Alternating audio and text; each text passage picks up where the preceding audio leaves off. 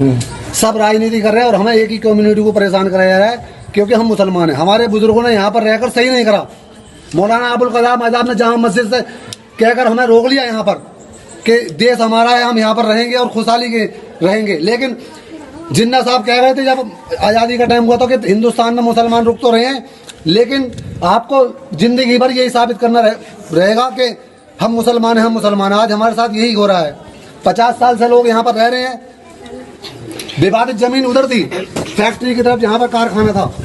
मुसलमानों को टारगेट किया है क्योंकि मेरा नाम सद्दाम है, इसलिए मुझे टारगेट। ऐसे में आप तस्वीरों को ज्यादा से ज्यादा शेयर करें। मैं बता सकता हूँ गोदी मीडिया इस मामले को कभी नहीं उठाएगी। दरअसल बीमार पड़े हैं लोग, हॉस्पिटलों में एडमिट हैं। आप तस्वीरों को देखिए, ज्यादा से ज्यादा शेयर कर दिए।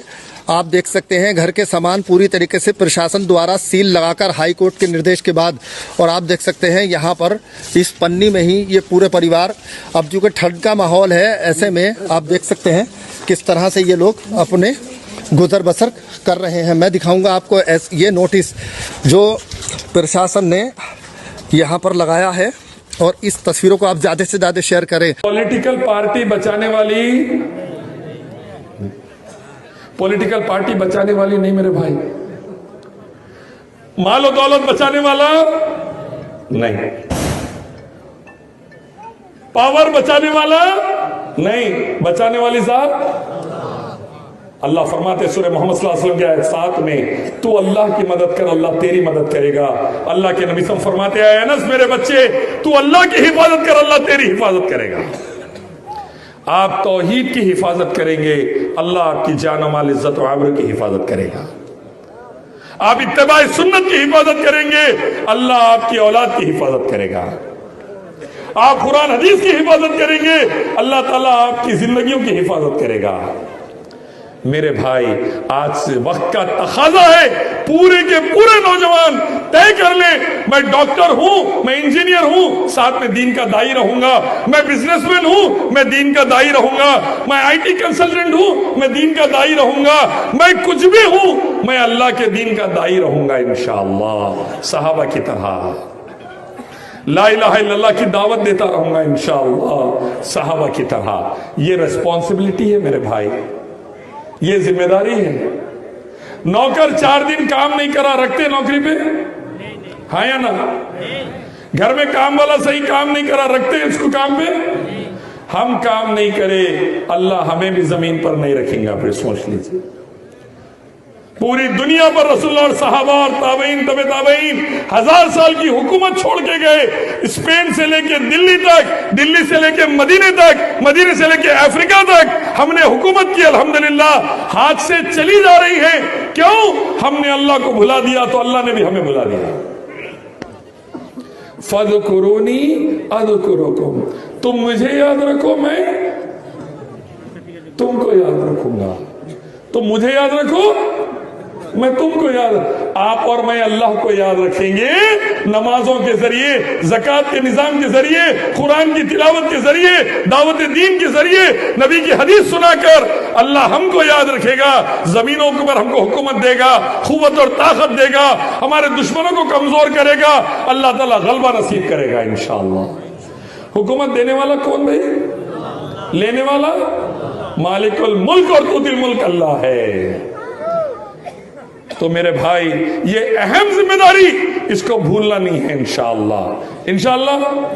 और एक अहम चीज आखिर में, सबसे इंपॉर्टेंट जो तमाम लोगों के लिए है, हमारी माँ और बहनों और बेटियों की तरबियत नहीं कर रहे हम। हमारे बच्चों को दीन सिखाने वाले वो, हम उनको मस्जिदों में नहीं ला रहे। हमारे बच्चों को मुसलमान अच्छा बनाने वाले वो, हम उनको जलसों में नहीं ला रहे। हमारे बच्चों को अच्छे से अच्छा दीन की तालीम देकर सही तरीके कुरान हदीस में लाने वाले वो, हम उनको नहीं समझा रहे। हमारे हाथों से हमारी औरतें निकल जा रही भाई, टिकटॉक पर आ रही हमारी औरतें। नुसरत जहां आपकी बेटी है कि नहीं, बंगाल की? हाँ या ना? 50 डिबेट थे उसके ऊपर मेरे, हर टीवी चैनल बुला रहा। नुसरत जहां वंदे मातरम बोले, आप कई को नहीं बोलते। मैं बोला भाई, हम अल्लाह की पूजा करते, जमीन की पूजा। कुरान हदीस वेदा गीता का हुक्म, एक ईश्वर अल्लाह की इबादत, दूसरों की नहीं।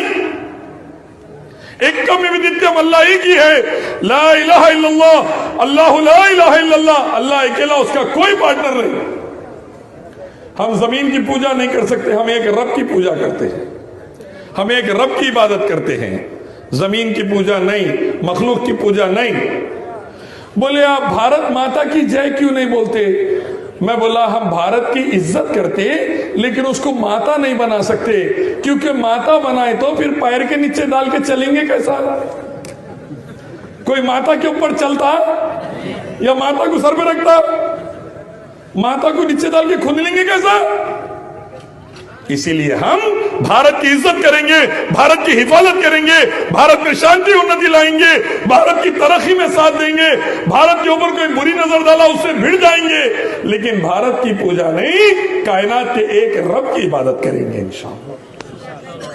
है कि नहीं? पक्का?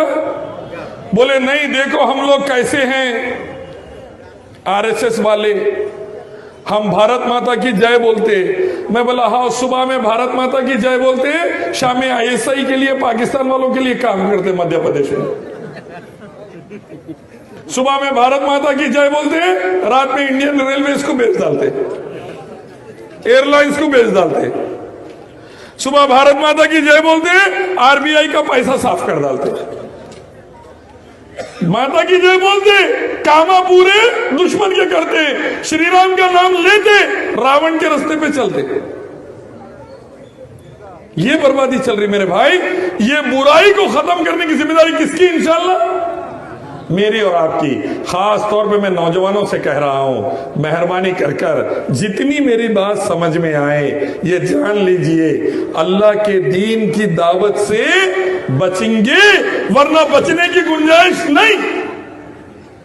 नमाजों के निजाम और ज़कात के निजाम से बचेंगे, वरना बचने की गुंजाइश नहीं। अल्लाह के आगे गिड़गिड़ाएंगे तो बचेंगे, वरना बचने की गुंजाइश नहीं।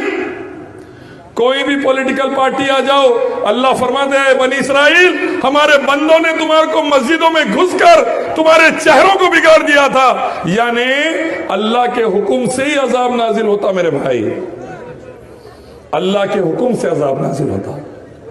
आज हमारी बहन बेटियों को टिकटॉक से हटा के मस्जिदों में लाना है इंशाअल्लाह। आज हमारी बहन बेटियों को बुरे रास्ते से निकालकर हिजाब में लाना है इंशाअल्लाह। आज हमारी बहन बेटियों को हराम से निकालकर हलाल पर लाना है इंशाअल्लाह। बुरा ना माने, दिन में मैं आपके इस गांव में फिर रहा था, एक भी खातून बुरखे में नजर नहीं आए मेरे। एक भी माँ बहन बेटी, स्कूल की बड़ी बड़ी बच्चियां बाला खुले रखकर जा रही है और मुस्लिम है। अल्लाह के नबी ने फरमाया दयूस जन्नत में नहीं जाएगा। दयूस कौन? साहबा ने पूछा। अल्लाह के नबी ने फरमाया जो अपनी बेटी को, अपनी बहन को, अपनी बीवी को, अपनी माँ को बगैर पर्दे के बाहर निकालता है, दयूस है और वो जहन्नम में जाएगा। डरिए मेरे भाई अल्लाह से, डरिए अल्लाह से। अपनी बेटी को बगैर हिजाब के बाहर ना निकालें, अपनी बीवी को ना निकालें। अल्लाह के नबी ने फरमाया जिस हिस्से पर गैर मर्द की नजर पड़ेगी वो हिस्सा हिजाब में नहीं तो जहन्नम में जाएगा औरत का। अल्लाह के नबी ने फरमाया मर्द घर के जिम्मेदार है, मर्द घर के जिम्मेदार है। आप पर जिम्मेदारी है मेरे भाई, आप पर जिम्मेदारी है। मेरी उर्दू समझ में आ रही नहीं मालूम, लेकिन मैं इतना बार बार बोल रहा हूं आप लोगों को, अभी भी वक्त है। वमन युतिल्लाह व रसूल फफिर्रु इलल्लाह वातसिमु बिहब्लिल्लाहि जमीआ। अल्लाह की रस्सी को पकड़ लीजिए, अल्लाह की तरफ लौट कर आइए, अल्लाह उसके नबी की इताअत पर आ जाइए तो बच जाएंगे इंशाअल्लाह, फिर से कामयाब हो जाएंगे इंशाअल्लाह, फिर से तरक्की मिल जाएगी। ये रिस्पॉन्सिबिलिटी है मेरे भाई। अल्लाह के रसूल फरमाते ईमान वाला एक दूसरे का आईना है, हम एक दूसरे को आईना दिखाएंगे इंशाअल्लाह। मेरी बात कड़वी दिख रही होगी लेकिन मैं बोल के रहूंगा, जो सही है सही, गलत है गलत। मुसलमानों में ब्याज आम होते जा रहा मेरे भाई, इंटरेस्ट, गाड़ी पे, घर पे, कारोबार पे इंटरेस्ट। अल्लाह का वादा है, अल्लाह उसके नबी से जंग के बराबर का गुनाह नुकसान दे के रहेंगे अल्लाह। सूद के गुनाह के 70 दर्जे, कितने दर्जे? आखिरी दर्जे का गुनाह सगी अम्मा के साथ बिस्तर पर सोने के बराबर, मुंह काला करने के बराबर। आज सूद का अमन हो रहा। हमारे ये गुनाह हमें बर्बाद कर रहे मेरे भाई, बर्बाद कर रहे हमारे को ये गुनाह।